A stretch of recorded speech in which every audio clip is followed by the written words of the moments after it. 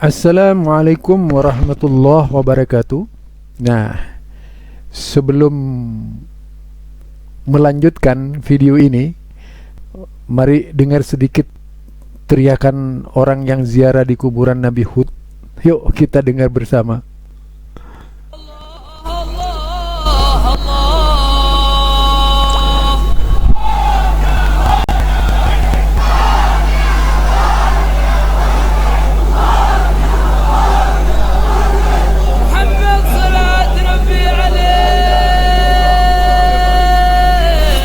Wah, ini adalah sebuah kuburan Nabi Hud ya, yang ramai dikunjungi oleh masyarakat Yaman dan dari luar di kota Tarim ya. Jadi seluruh penduduk kota Tarim itu datang berjalan menuju kuburan makam Nabi Hud alaihissalam. Tapi dari berita yang sahih, sebenarnya bukan kuburan Nabi Hud, karena kuburan ini hanya berdasarkan mimpi dari ulama Tarim.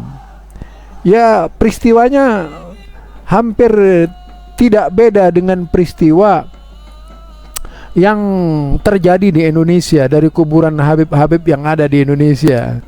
Ini perlu Bang Imad ini untuk menelusuri kuburan Nabi Hud ini biar masyarakat di Yaman ini tercerahkan. Itu barangkali ya. Nah, mari kita bahas bersama tentang kuburan. Nah, itu aslinya ya. Jadi masyarakat di Yaman adalah masyarakat Islam. Yaman Selatan, kemudian ada Yaman Utara, terpecah belah. Masyarakat yang sebelahnya lagi itu konon katanya ditempati komunis ya. Kemudian ada lagi kelompok Salafi di Yaman, ada kelompok Syiah, dan ini adalah kelompok Aswaja versi mereka. Ciri-cirinya Aswaja adalah meramaikan kuburan.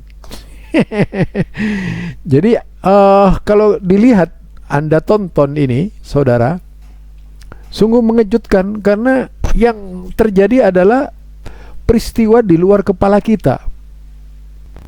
Peristiwa yang berujung dengan tontonan keramaian yang dibanjiri dari seluruh kota Tarim menuju kuburan di Yaman. Kita tahu bahwa Islam sudah pasti tidak mengajarkan yang demikian. Kalaupun dibuka kitabnya, dari berbagai kitab tidak ada.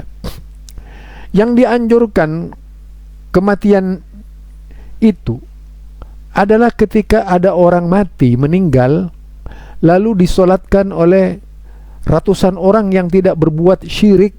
Jadi ratusan orang yang tidak berbuat syirik itu langsung masuk surga. Bukan meramaikan di saat sudah meninggal, apalagi sampai ada acara hari ulang tahun kematian ya. Hari ulang tahun kematian ini ya Nabi Hud tadi, setiap tanggalnya sekian, entah tahun keberapa, itu ditentukan waktu-waktunya. Tidak lain ya untuk meramaikan tadi. Ada haulan, ada apa istilahnya, kenduri kematian kata orang Malaysia. Biasanya mereka yang mendatangi Yaman ini, mendatangi kuburan Nabi Hud ini adalah para pemburu kuburan. Kita tahu mereka yang biasa memburu kuburan itu tidak bisa dilepaskan dari berbagai macam, yaitu keinginan.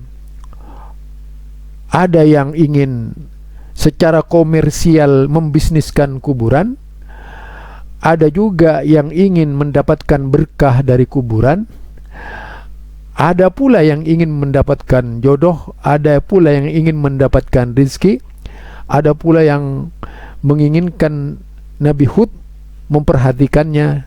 Itu di dalam doa-doa mereka.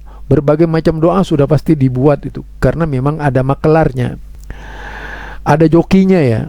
Kita kenal joki pekuburan nih banyak. Tanpa joki nggak mungkin seramai ini gitu. Ada jokinya.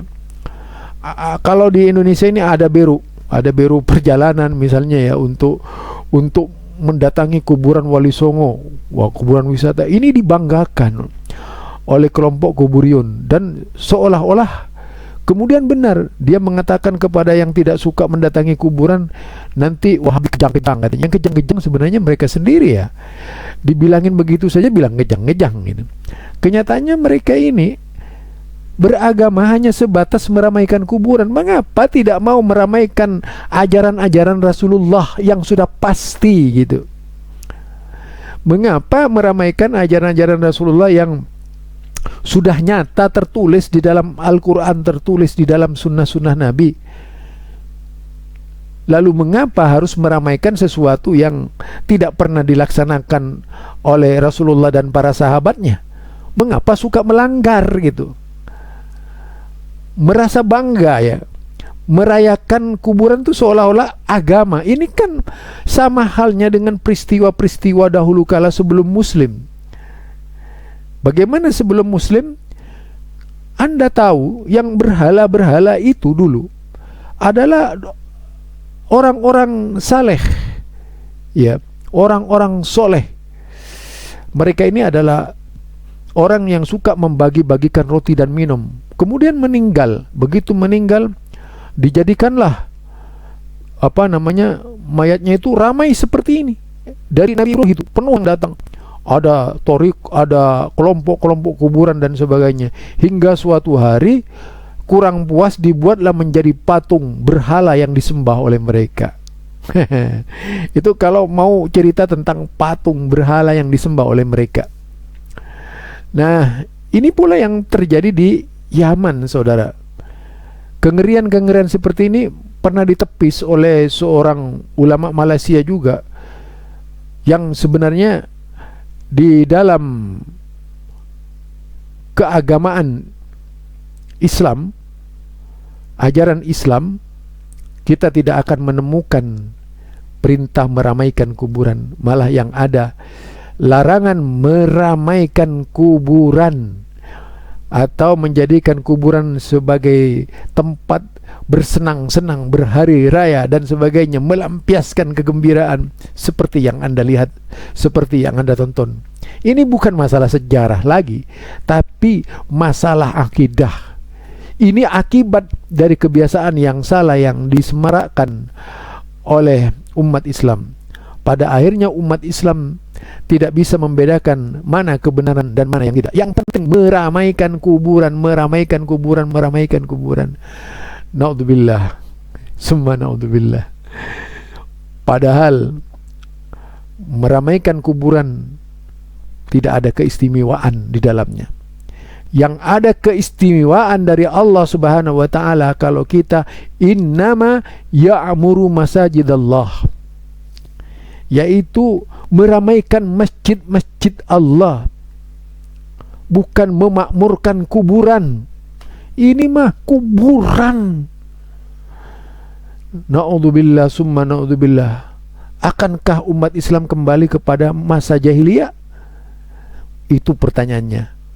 Semoga Allah Subhanahu wa taala menyelamatkan kita seluruhnya dari jahiliyah. Jahiliyah modern apalagi. Aduh, nyembah komputer. Assalamualaikum warahmatullahi wabarakatuh.